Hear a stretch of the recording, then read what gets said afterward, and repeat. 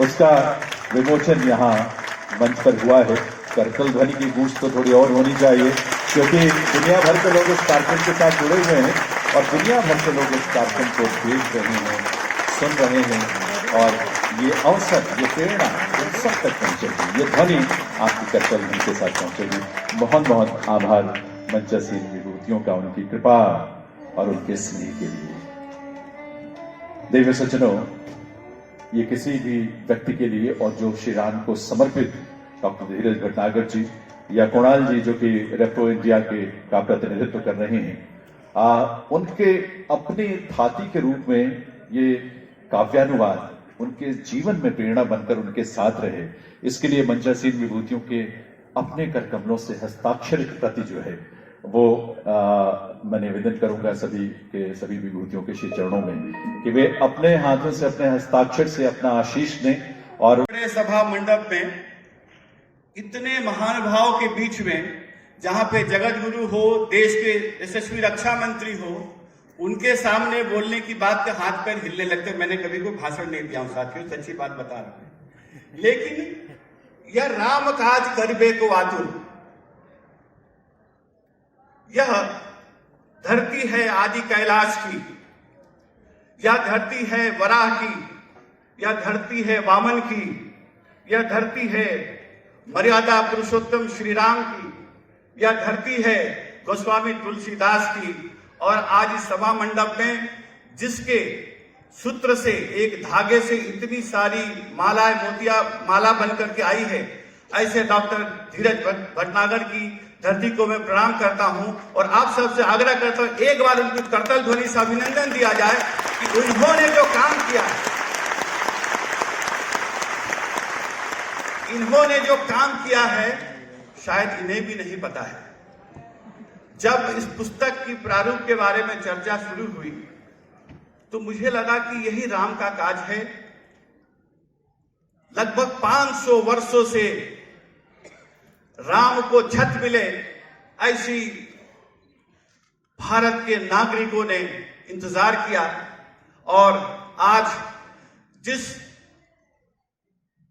राम मंदिर निर्माण का आंदोलन चलाने वाले विभूति महानुभाव बैठे हैं, मैं इनको भी प्रणाम करता हूं कि आज बहुत जल्दी हमारा राम मंदिर बन करके दर्शन के लिए हमारे समक्ष होगा। एक सरल रास्ता दर्शाता है। इसके अतिरिक्त इसमें दर्शन शास्त्र के गूढ़ रहस्य सरल भाषा में कहे गए हैं। प्रभु श्री राम को एक आदर्श पुत्र, भाई, पति और आदर्श शासक के रूप में गोस्वामी जी ने बड़े सुंदर रूप से चित्रित किया है।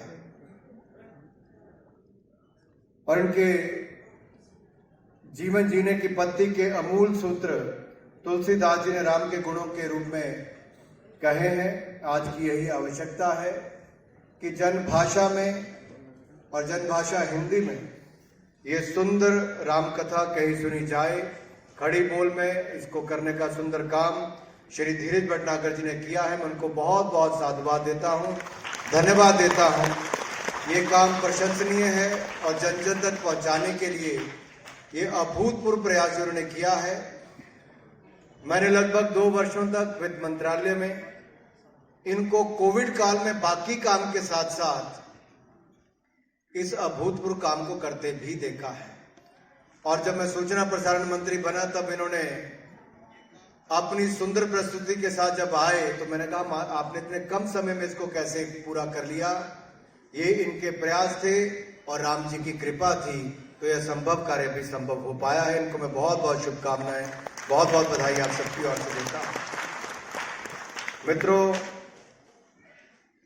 वैसे तो भारत में ही नहीं बल्कि पूरी दुनिया भर में जो भारतीय लोग बसे हैं या दुनिया के लोग जो अध्ययन करने आते हैं, वो जानते हैं कि प्रभु श्री राम करुणा, प्रेम, धैर्य और शील संस्कार की प्रतिमूर्ति है। और अपनी किशोरावस्था में ही जब वलकल वस्त्र में वनों की ओर जाते समय उन्होंने माताओं को समझाते हुए कहा कि वन में मुझे संत मुनियों के साथ का सौभाग्य प्राप्त होगा। आज के युवाओं को भी रामचरितमानस के माध्यम से उन विचारों को जानने का अवसर मिलेगा जिनसे वो दूर रहे, या मैं कहूं एक आम भाषा में उनको बताने का कार्य भी होगा। इंफॉर्मेशन टेक्नोलॉजी के लाभ से देश और दुनिया तक इसको पहुंचाने का काम भी होगा। हालांकि आजकल आईटी के युग में दुष्प्रचार का भी एक बहुत बड़ा काम इन अन्य प्लेटफॉर्म से किया जाता है। तो मैं कहूंगा इस दुष्प्रचार को, जो अलग अलग दुष्प्रचार के अलग अलग माध्यम बने हैं, उनको रोकने के लिए उस छोटी रेखा के सामने एक लंबी रेखा खींचने का काम आज के इस रामचरितमानस को घर घर में सरल भाषा में पहुंचाने को ये शुभ कार्य हो पाएगा। यही नहीं, हम सब लोग प्रयास करें तो वो सब संभव हो सकता है जो असंभव दिखता था। सैकड़ों वर्षों तक लड़ाई लड़ी गई भगवान राम का मंदिर बनाने की, मुकदमे किए गए, लड़े भी गए। विश्व हिंदू परिषद से लेकर जनसंघ से लेकर भारतीय जनता पार्टी ने इस कार्य को करने का काम किया। हम जब अपने चुनाव के घोषणा पत्र में कहते थे कि राम मंदिर वहीं बनाएंगे जहां भगवान राम ने जन्म लिया, तो बहुत सारे लोग प्रशंसन खड़ा करते थे कि भाजपा वाले कहते राम मंदिर वहीं बनाएंगे पर तारीख नहीं बताएंगे। मित्रों, अब तारीख बताने की जरूरत नहीं।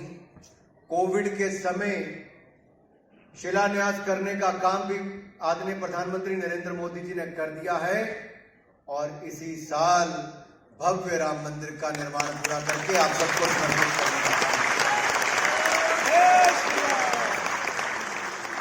अगर श्री रामचरितमानस के शुभारंभ पर, उनके आज यहाँ पर अवलोकन के अवसर पर आप सब इतनी बड़ी संख्या में यहाँ पर इकट्ठे हुए हैं, तो आप कल्पना कीजिए जब भगवान राम का जन्मस्थली पर राम मंदिर बनकर तैयार होगा तो आप में से कौन कौन आएगा?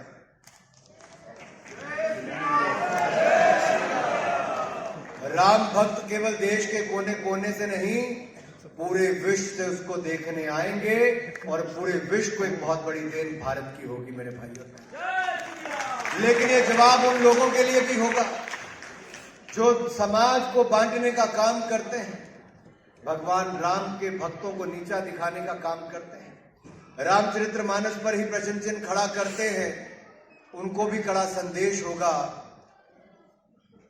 कि राम भक्तों को आप हल्के में ना लें।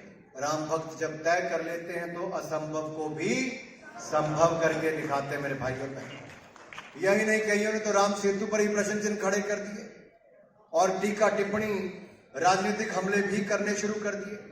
यहां तक कि रामनवमी पर जब शोभा यात्रा देश के अलग अलग कोनों में निकाली गई तो बंगाल और बिहार जैसे राज्यों में मुख्यमंत्रियों के नाक के तले ही राम भक्तों पर पथराव किए गए, पत्थर फेंके गए, आग जली हुई, हत्या करने के काम भी किए गए। मुख्यमंत्रियों ने आंखें बंद कर ली और ये कह दिया कि आप मुसलमानों के इलाकों में से ना जाएं। अरे अगर मुख्यमंत्री ही ये कह दे इलाकों द्वारा रचित श्री रामचरितमानस, उनके द्वारा रचित तो नहीं मैं कहूंगा उसे, लेकिन अवधी भाषा में जो स्वामी तुलसीदास जी ने लिखा था उसको खड़ी हिंदी में लिखने का जो ये भगीरथ प्रयास उन्होंने किया है, उसके लिए सबसे पहले मैं डॉक्टर धीरज भट्टागर को अपनी तरफ से हार्दिक बधाई। और मैं सच बताऊं, इस कार्यक्रम में उपस्थित होकर मुझे प्रसन्नता भी है। इसे मैं एक विशिष्ट अवसर मानता हूं। वैसे तो यह ग्रंथ स्वामी तुलसीदास जी के श्री रामचरितमानस का काव्यानुवाद है। जब मैं इसके पन्ने पलट रहा था, यह पुस्तक मेरे पास पहले आ गई थी, तो ऐसा लग रहा था जैसे यह कोई नई रचना की गई हो। ऐसे ग्रंथों के लोकार्पण समारोह को मैं मानता हूं कि यह समारोह भर नहीं होता है, बल्कि स्वयं में यह एक उत्सव होता है। और इस लोकार्पण समारोह को मैं एक उत्सव समारोह के रूप में ले रहा हूं। मैं इस लोकार्पण उत्सव की आप सभी को और खासकर डॉक्टर धीरज भट्टागर को अपनी विशेष बधाई देता हूं और हार्दिक शुभकामनाएं भी देता हूं। साथियों, तुलसी कृत श्री रामचरितमानस सदियों से न केवल भारत बल्कि विश्व भर के विभिन्न समाजों के नैतिक, व्यवहारिक और मानवीय गरिमा से परिपूर्ण जीवन का पाठ पढ़ाता आया है।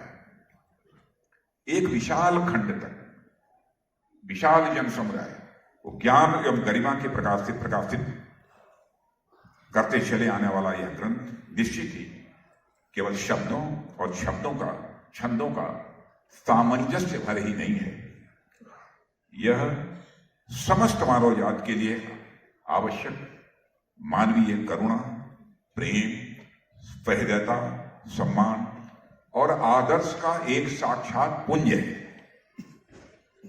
और यह कारण नहीं है कि भक्त नाभादास ने स्वामी तुलसीदास जी को कलिकाल का वाल्मीकि कहा था। प्रसिद्ध इतिहासकार स्मिथ, जिनका नाम आप सभी ने सुना होगा, तुलसीदास जी को अपने समय का सबसे महान व्यक्तित्व माना था। और प्रसिद्ध भाषाविद जॉर्ज ग्रियर्सन ने इन्हें बुद्ध देव के बाद सबसे बड़ा लोकनायक कहा था। इनके पीछे कारण था। कारण यह था कि श्री राम कथा को लोक मानस का अंग बनाने में जितना योगदान गोस्वामी तुलसीदास जी का रहा है। राम जब अयोध्या से निकल रहे होते हैं तब सुमंत्र आदि जन राम को प्रणाम करते हैं, पर राम जब निषाद राज के यहां पहुंचते हैं तब वहां के पूर्ववासी राम को प्रणाम नहीं बल्कि जोहार कहते हैं। पुरजन करी जोहार उभर आए। आदिवासी समुदाय में आप सभी लोग जानते हैं एक दूसरे को लोग नमस्कार या प्रणाम नहीं कहते हैं बल्कि जोहार बोलते हैं, एक दूसरे के प्रति सम्मान की अभिव्यक्ति करने के लिए।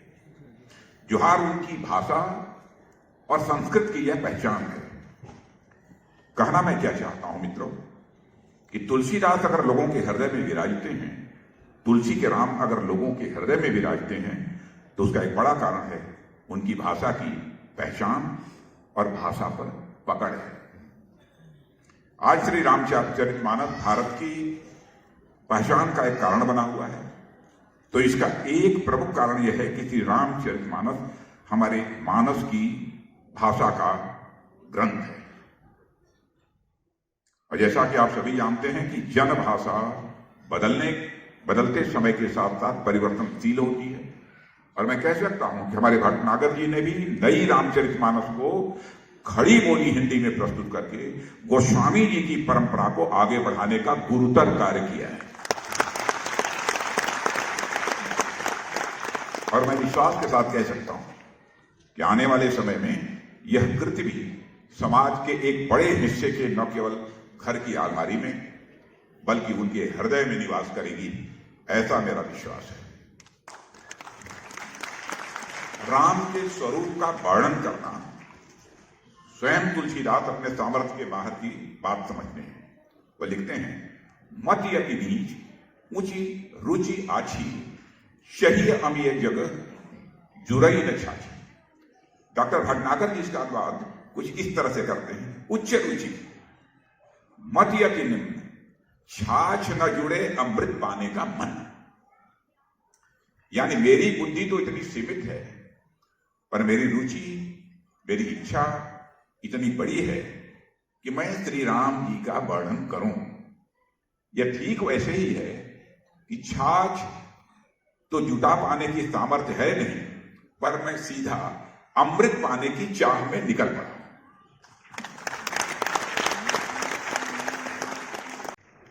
सभी को अनुमान न हो कि भविष्य बदलाएगा धीरज भटनागर ने कैसा काम किया। कि बहुत सारे लोग अवधि बहुत अच्छा गोस्वामी तुलसीदास जी ने लिखा है, लेकिन बहुत सारे लोग उसको पढ़ रहे हिंदी वो अवधि भाषा अवधि को नहीं समझ पाते। अवधि को मैं भाषा नहीं बल्कि बोल मानता हूं। इन्होंने खड़ी बोल में लिखा है। लैंग्वेज तो हिंदी है, उसकी भी हिंदी है, इसकी हिंदी है, कोई भाषा अलग नहीं है, डायलेक्ट अलग है, बोल अलग है। तो इस बात पर अधिक कुछ न कहते हुए पर फिर मैं डॉक्टर धीरज भटनागर को अपनी शुभकामनाएं देता हूं। निश्चित ही आप पर श्री राम जी की बड़ी कृपा है तभी यह संभव हो पाया, और आपके पूरे परिवार पर भी कृपा है। कहां है आपकी माता जी? प्रणाम, आपने ऐसा पुत्र पैदा किया है। आपकी श्रीमती जी कहां है? हाँ, वाह, बहुत अच्छा। आपका पूरा सहयोग रहा होगा, मैजिक कर ही नहीं सकते। और जब इनको ऐसा महसूस हो कि नहीं बिना आपके भी कर सकते हैं, जब ऐसा इनको महसूस हो तो मुझे बतला दीजिएगा। उनकी पुत्री कहाँ है? यहाँ है। कहाँ बेटा? बहुत अच्छा। कहाँ हो? अमेरिका में हो? बहुत आशीर्वाद। और बिना उनकी कृपा के यह काम संभव नहीं था जो भटनागर जी ने कहा है। और ऐसे में निश्चित ही आप बड़े भाग्यशाली हैं जो आपको संपूर्ण राम कथा खड़ी बोली में लिखने का अवसर मिला है। और अवसर नहीं, इससे बड़ी बात की खड़ी बोली में से लिखने की आपको प्रेरणा प्राप्त हुई है। बिना ईश्वरीय कृपा के संभव नहीं हो सकता है। आपने अपनी शिक्षा दीक्षा मेडिकल के क्षेत्र में पूरी की है, यह मुझे जानकारी दी गई है। और उसके बाद इंडियन रेवेन्यू सर्विसेज में रहे, ये तो मैं जानता हूं। इनकम टैक्स में भी रहे हैं, पता नहीं कितने लोगों पर छापा मारा होगा, वो तो नहीं है। वहां भी अपनी सेवाएं दी हैं। लेकिन इतना मैं आश्वस्त हूं कि इनकम टैक्स में रहते हुए गड़बड़ कभी नहीं किया हो। जो किया हुआ आपने अपने जीवन में बहुत बड़ी उपलब्धियां हासिल की हैं, मैं जानता हूं। आपके अच्छी रेपुटेशन पूरे ब्यूरोक्रेसी में है, इसमें कहीं दो रहेंगे। पर आज की आपकी यह उपलब्धि निश्चित ही आपके जीवन की सभी उपलब्धियों में बड़ी है।